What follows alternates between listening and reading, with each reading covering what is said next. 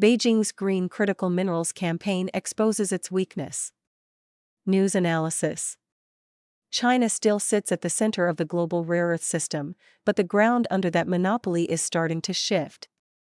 When Chinese Premier Li Qiang used the recent G20 summit in South Africa to launch a new green minerals alliance with developing countries, Beijing sold it as a win-win for the global energy transition.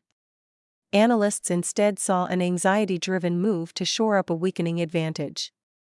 Around the same time, Washington is pulling a group of key allies into a White House summit on critical minerals and AI, while U.S. scientists were debuting new ways to use engineered viruses to pull rare earths from water. Taken together, analysts say, these moves point in the same direction. China's push to dominate rare earths has forced the United States, Europe, and others to move faster, spend more, and get more creative about breaking free. Its new green charm offensive is meant to ease political pressure and lock in supply, but it is also a sign of worry, U.S.-based economist Davy J. Wong told the Epoch Times. China controls most refining and magnet production, yet it relies on unstable foreign mines for crucial ores and now faces a growing wave of alliances and new technologies aimed at cutting it out of the supply chain, he said. Li's G20 green minerals push. At the G20 summit in Johannesburg, South Africa, on November 24, Li unveiled what he called the International Economic and Trade Cooperation Initiative on Green Mining and Minerals, an alliance centered on rare earths and other critical minerals. At least 19 mostly developing countries signed on, including Cambodia, Nigeria, Myanmar, and Zimbabwe, places where Chinese companies already play a large role in mining and infrastructure. Li framed the initiative as a way to share benefits fairly, support local processing, and promote green development. It came weeks after China tightened export controls on rare earths amid trade tensions with the United States, which had triggered criticism that Beijing was weaponizing its near monopoly. Wong said he sees the move as a geoeconomic game wrapped in a green cloak. In his view, Beijing is trying to rewrite the story of its export controls, turning them from a blunt geopolitical tool into responsible management of global public resources by borrowing the language of climate and sustainability that plays well in Western capitals. Instead of backing off, he said, China is weaponizing the West's own value narratives to rebuild legitimacy for its resource strategy.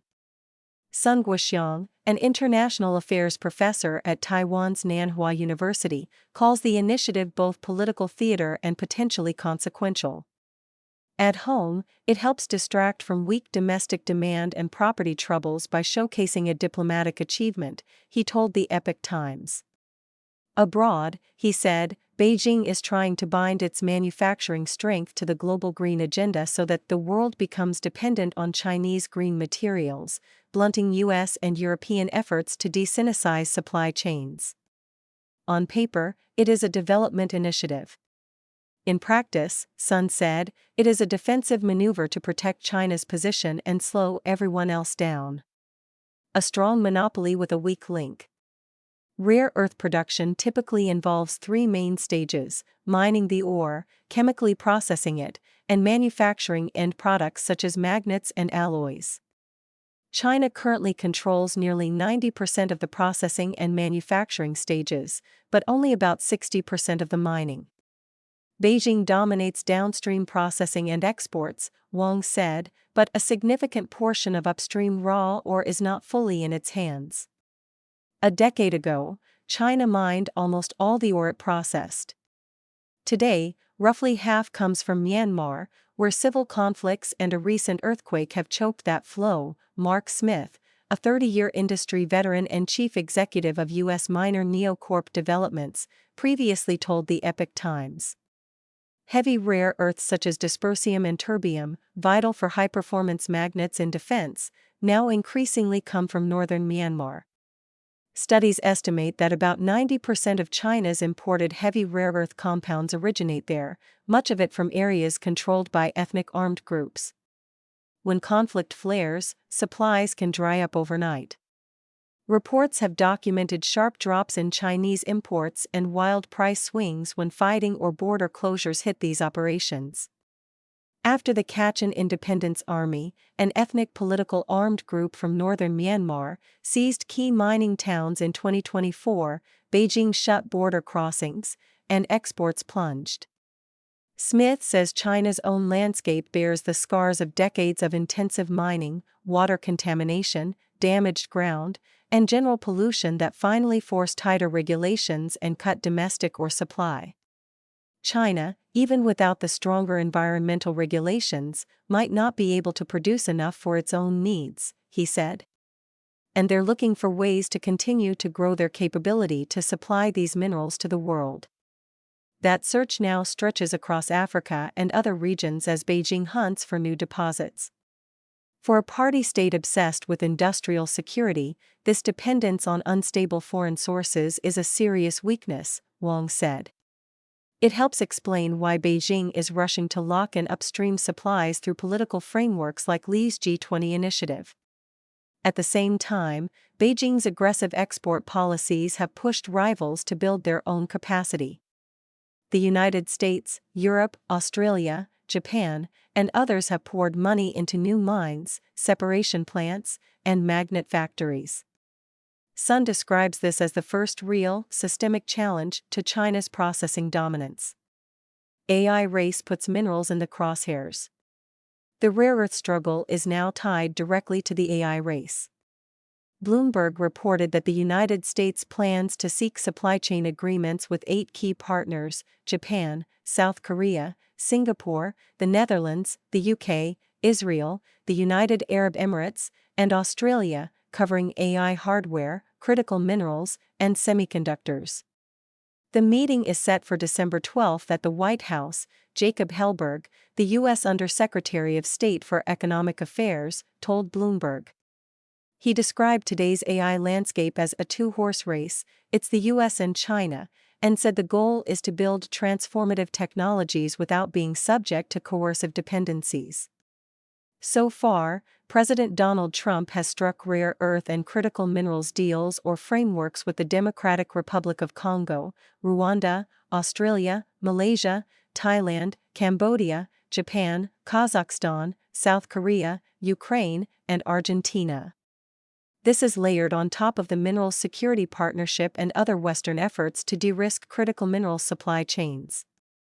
The EU has also rolled out its own economic security strategy and is funding mining and processing projects meant to reduce dependence on China. Sun sees Li's G20 move as a direct answer to these efforts.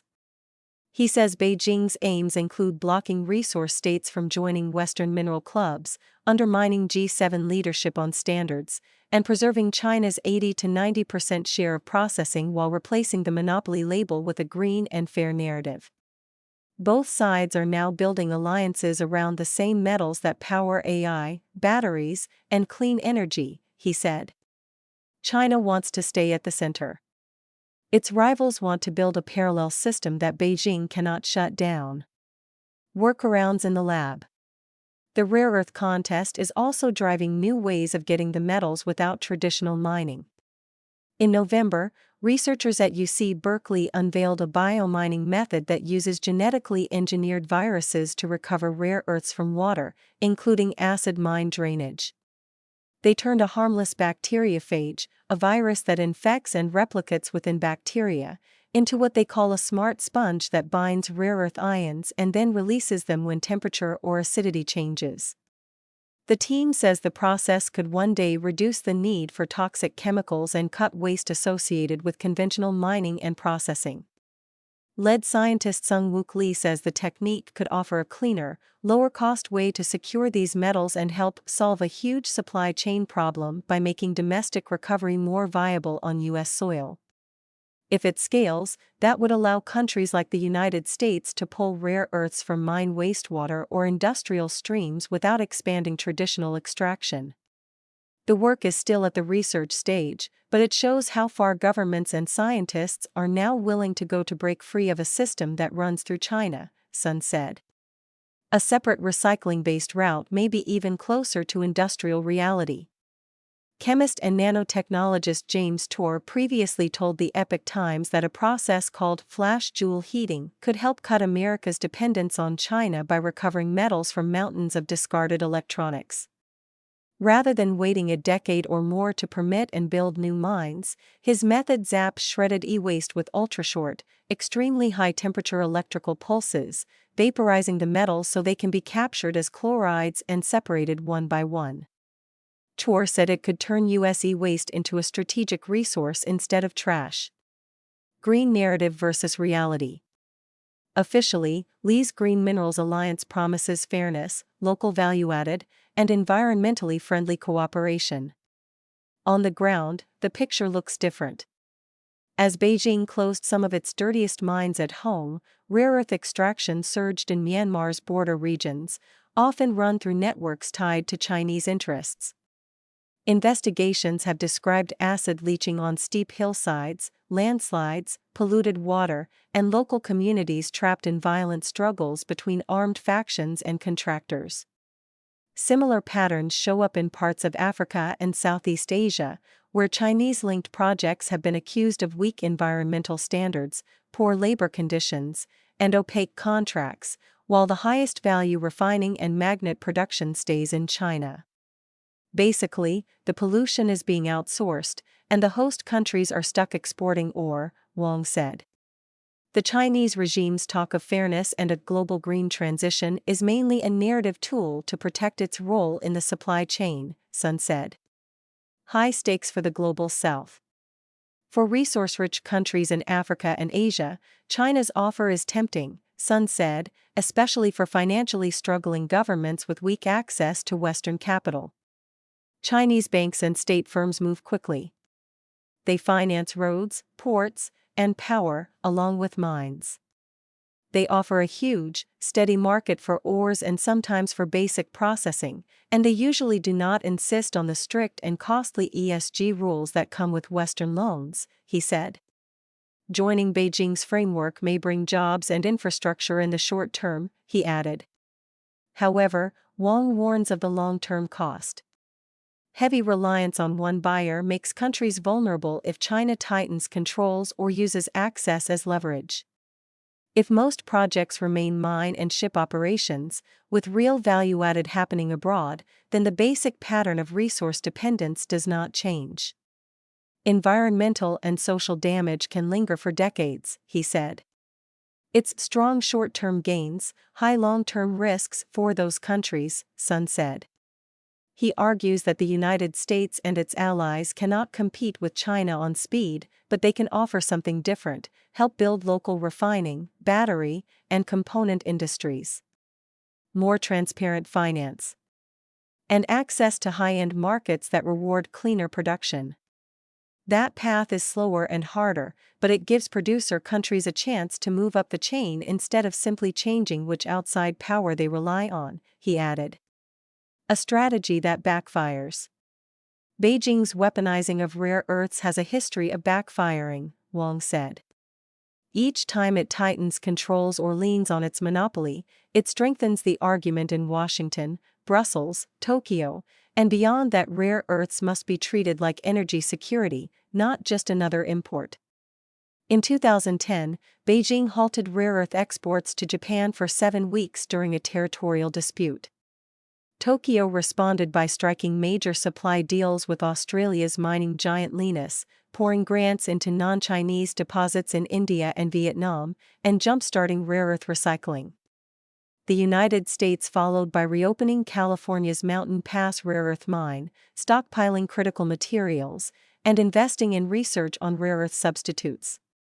As a result, China's share of global mining production slid from 97.7% in 2010 to about 63% by 2019, according to a Center for Strategic and International Studies report citing U.S. Geological Survey data, even as overall demand kept rising. China still sits at the center of the global rare earth system, but what once looked like an unshakable monopoly now looks more like a strong position that is driving its rivals to find ways around it, Wang said. Gu Xiaohua, Eva Fu, and Jan Jikilek contributed to this report.